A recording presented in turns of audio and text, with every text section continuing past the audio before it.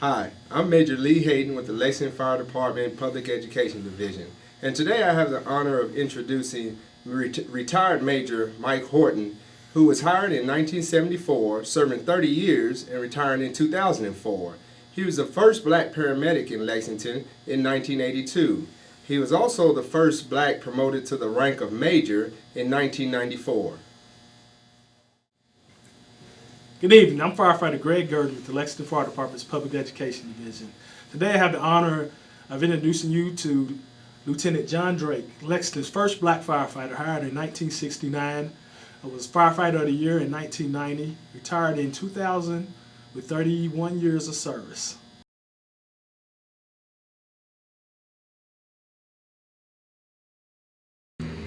I had no idea about becoming a firefighter as far as that's concerned, but Harry Sykes, who was city commissioner at the time, made an appeal to the black community that we need to integrate the fire department. I decided to go ahead and ended up getting on the job. Me and another guy named Charles Lindsay. We were the only two blacks at the time that were on the department.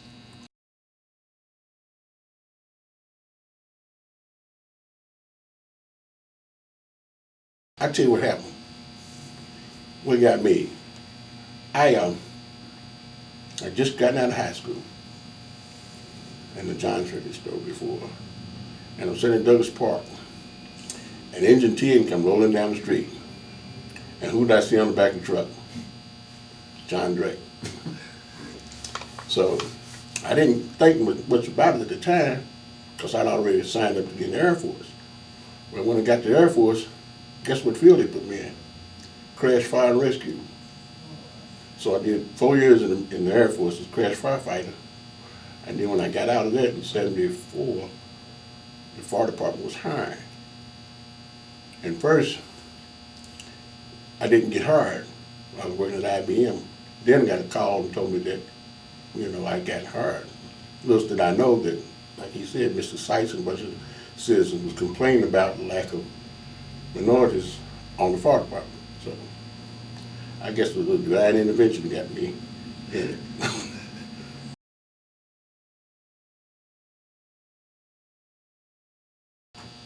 When I came out in '74, there was 3 brothers on the job. And then we came out in my class, we had 7 brothers on the job. They, it wasn't outwardly, but it was there. We didn't know, we didn't know where it was coming from, but we wasn't accepted because they put you in some of the roughest houses thinking that you would quit, but we didn't. And you had to put out 110% to be better than the average firefighter. The majority of them accepted me. And there was another majority that, didn't want no blacks on the job. But over the years, it got better. It got fairer. So I would say the attitude of the whole department has changed, where now it's a pleasant place, nice place to work.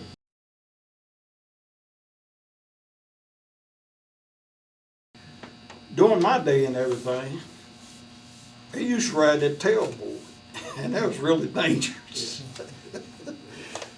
They had a strap back there for you to put that strap around you or whatever, but back in the day, I've even rode in open cab trucks around here, the ones you use for the parade down there. That was online. That's where when I first came on, that old C grade we rode it. That thing sitting over there was in the front bay, and you get a run, and you had to hop on that bad boy because they were going out the door, and if you was late, you come from the back of the station, you probably caught it as it was going across the traffic median up there. They didn't believe in masks, Scott Air masks. You went in with no mask on or nothing. Tell the truth, you really had to see some of them masks and things that, and the box you had to get them out of. It wasn't nothing like what we got today. But like John said, back then, the Scots, we didn't have Scots, we had the MSAs, and every company, everybody on the truck now has a SCBA. Back then, you didn't have it. You go in there, and you knock it down, then you get your window and get your breath. You go back there and fight again. Nowadays, we have computers on our trucks and GPS to help us find streets, and we have the alarm room to help us with directions and things of that nature, or information. What type of system did y'all use back then? Back then, you used to have to study streets. They'd even have classes during the day, you know, talking about streets, where's this at, where's that at, and all that kind of carrying on. You mean y'all actually got them computers in the truck down there? They had what you call pull boxes out on the street. And they had a sort of ticker tape there where they pound these numbers out and what the numbers was and all that kind of stuff. And then we went to the modern age where we started picking up stuff on the computer and everything. But they pull these pull boxes, you make them pull boxes all the time and there'd be no fire or nothing. But I mean, you know, kind of punch the holes in the tape and everything and you read the tape.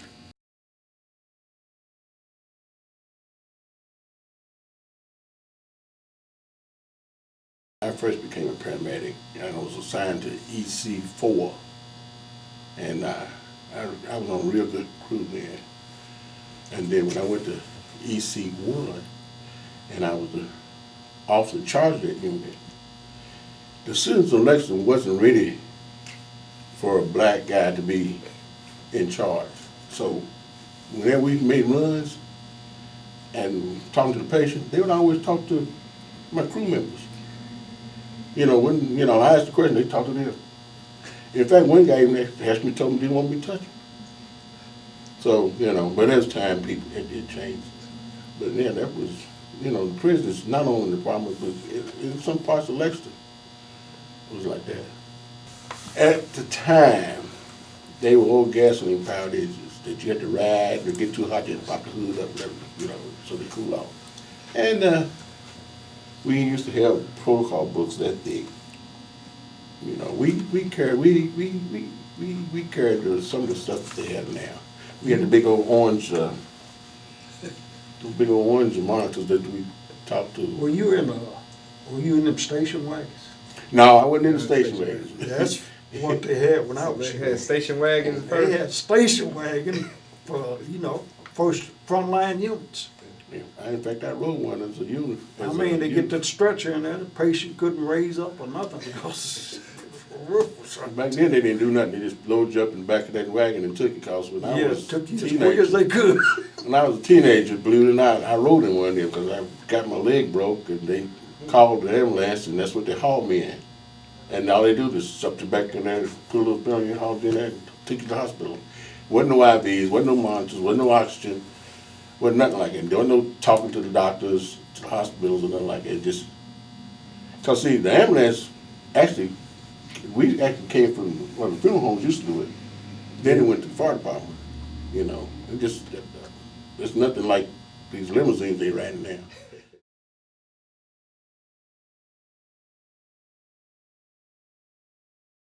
Each one of you all had the opportunity to be here when Brenda Cowell, the first black female, came on. And I believe she was in your training I trained class. her too. And did y'all get to work with her at all? I did. Okay. Brenda was a heck of a firefighter. She was a heck of a recruit firefighter down here. And she was a heck of a firefighter. She went to 7, I think, and then went to 16 before she got promoted. But Brenda could hold her own with anybody. I mean, she was just as equal as anybody on the job. And she was Brenda was a nice lady and a firefighter.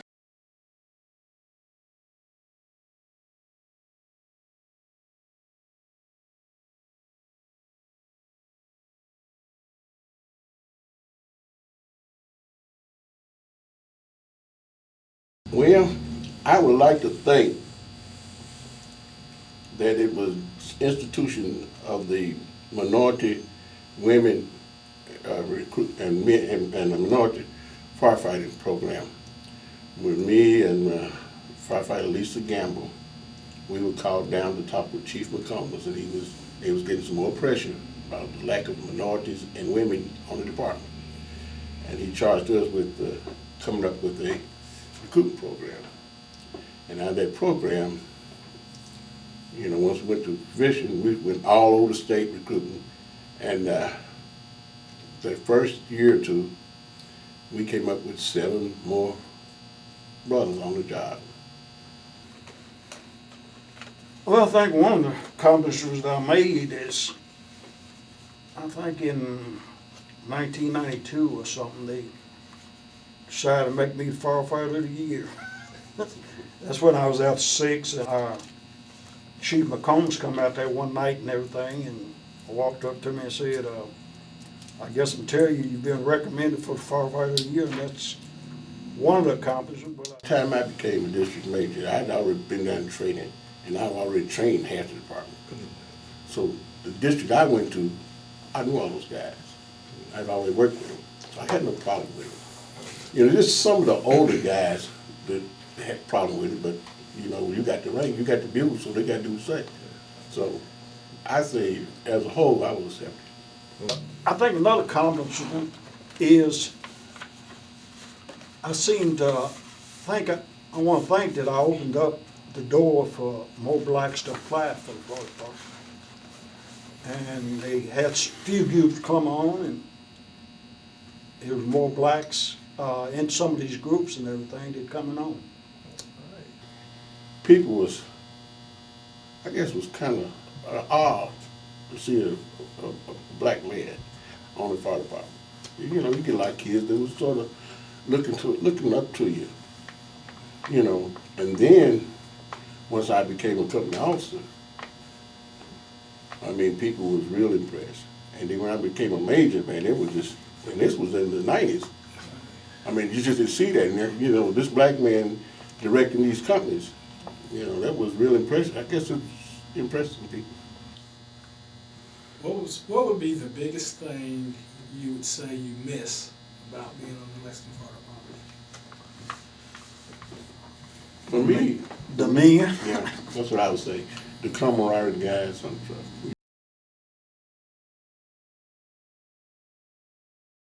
I'm Major Lee Hayden with the Lexington Fire Department, the largest fire department in Kentucky. It was founded in 1790. And in charge of this fire department is Chief Jackson. Chief Jackson, you had a chance to review the interview we did with retired Lieutenant John Drake and retired Major Mike Horton. In what capacity did they inspire you when you saw that interview? Well, both John and Mike were on the job when I came on, so it gave me an opportunity to see history. They were both integral in my upbringing because we all grew up in Pleasant Green Church, and so I got to see those gentlemen as just men in the community and doing their work in the church, and also as members of the Lexington Fire Department, which was a great opportunity and a great inspiration for me as a child growing up and watching them. During their interviews, they both talked about they liked what they saw in the fire department today, how it's moving forward, things of that nature. What can you tell the community about the progress or the progression of this fire department, Lexington Fire Department? Well, you know, when you look at the Lexington Fire Department, you look at a department that has been here since 1790, I believe, and it's grown. And historically, when we look at, the police department was integrated in the 20s, and I tell this story. My grandfather has told me the story, and I really didn't know it until recently. But you know, the fire department was actually tried to be integrated in the 30s. A guy named Rice Porter, who led the movement to integrate the police department in the 20s, tried to do the same thing with the fire department in the 30s. And my great-great-grandfather was one of the first African Americans to be recruited. But Mr. Porter died, and so the movement ended at that point in the 30s. And it wasn't until like 30 years later when John came on the job with the help of Mr. Sykes that we did get African Americans on the department. So if we look forward and talk about the growth through the years, African Americans have come, and from '69 to 1980, when Jim Best got promoted to lieutenant, you had an 11-year period. It took that long for an African American to get promoted.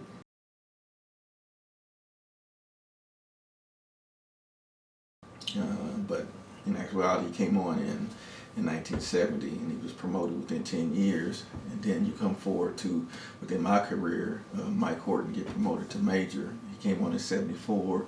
I think he was promoted to major in like '93 or '94. So 20 years, he got promoted to major. And then from '69 till 2011, when I became the interim chief, and then 12 the actual chief, you have like a 40-year period where an African American had become the chief of the department. So the progression is there, and the opportunity is there, and what I try to sell through community service and recruiting, which is something that's new as you've taken that position, is that we try to get the best people.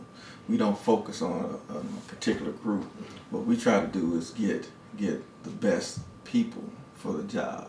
So if you get the best people, you're going to get the best whites, you're going to get the best blacks, you're going to get the best Hispanics, you're going to get the best women. So as we move forward and continue our progression, that's what the Lexington Fire Department will be known for: the best people, serving the best community, and providing the best service. So that's what I hope that the legacy is, and that we continue to grow and be recognized for our progression as a department. Well, thank you for coming out and talk to us, Chief. Thank you. Thank you very much, sir. Thank you, Lexington.